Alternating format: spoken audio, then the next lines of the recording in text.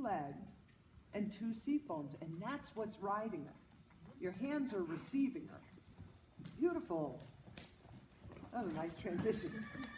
Now stretch the left side a little bit off her neck, because your left hand likes to live right at the base of her neck, and that doesn't give her an opportunity, thank you, to stretch the left side of her body. Good. Feel her on the right. You have a right rein, and you're allowed to touch it and use it. You have a right leg. You're allowed to touch it and use it, and you're allowed to push the right side into the left side. Nice. Did you feel that? Yes. So your best exercise is slight shrinking and enlarging of the circle, because it'll make you use your right side to shrink. Good girl. And it'll make you use your right side and left side to enlarge. Yeah. And just like I was saying to Krista, that doesn't have to be meters. That can be inches. So shrink her 2 inches in, and now enlarge her 2 inches out. And shrink 2 inches in, and enlarge 2 inches out. You feel how that keeps you supple? Yeah, so you don't get a chance to lock. Good.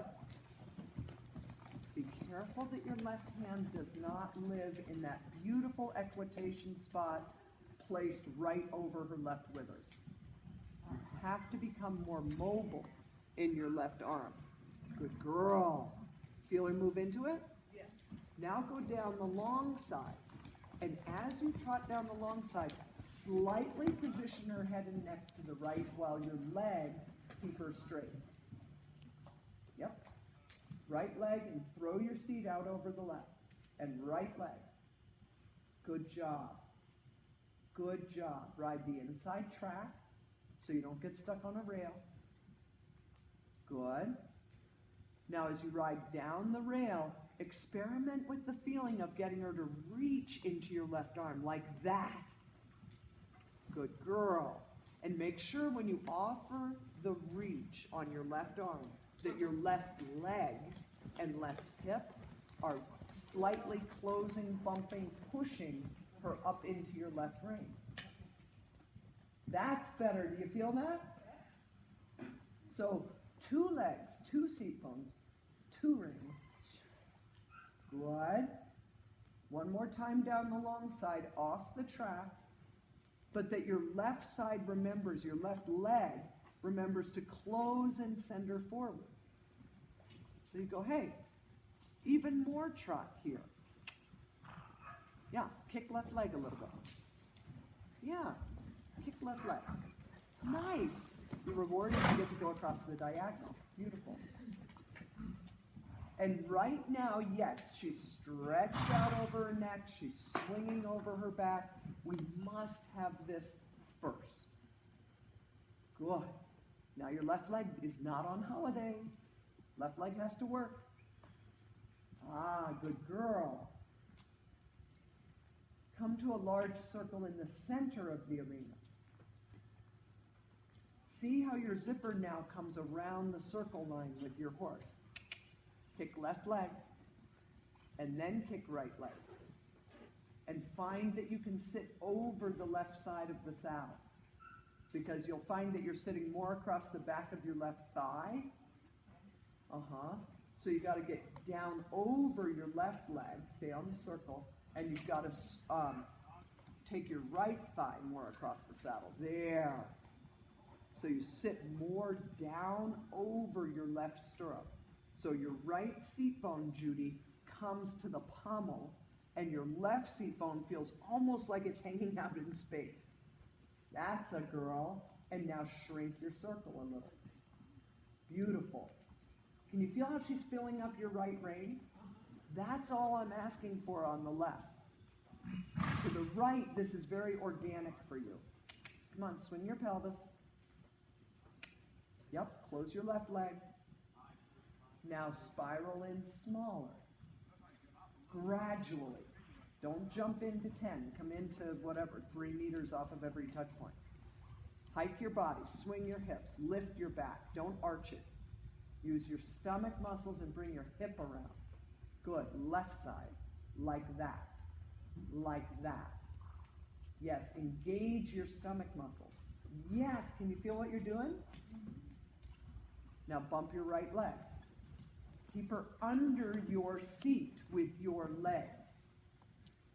Spiral in smaller. Let your outside leg now, Judy, ride her smaller. Good girl. It's what you want to really focus on this winter is her balance to your seat bones, not her balance to your rein. Where are you going? You're supposed to be spiraling in the middle of the arena, and you're way the hell down at the other end. Come on. Get down here. In the middle. Yeah, and use your outside leg. Outside leg now. Good. Kick her. Yeah. Yes. You've done such a good job with her, you can actually kick her now. She used to be so electric and hot and not through that you couldn't even touch her. Come on. Come in smaller. That's the way. Good girl. The sneezing is everything. That's small enough. Kick with your right leg. And now enlarge slightly. Really control where you are in the arena with your legs. Good job. Swing your seat. Swing your stomach. Ride with your leg. Left leg to come over to this side. Good, like that. Yes. So you ride her between your legs and your seat bones up to your belly button. Your hands receive what your leg and seat sends up. Good. As you get out to the rail, come toward me. Swing your body. Loosen your back. Thank you. You're all right. Trot. Good job.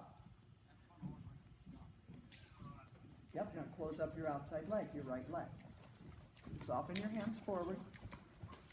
Yep, ride from your leg, your outside leg. Outside leg. And go straight. Outside leg. Kick her. Get forward. She's got to go up to the bridle. There's your stride. Swing your pelvis. Swing your stomach, Judy. Come on. Come on. Ride from your leg. Yep. Good. So when she wants to be silly about something, you just close your leg and go, it's okay, you're with me. Beautiful. Yeah, you're with me. Nice, right? Come on, trot. 2 legs, Judy. Yeah. And now circle down here, and then serpentine into center line and back out. The shallow loop from training 3. Come on, 2 legs, 2 legs. She's not working hard enough.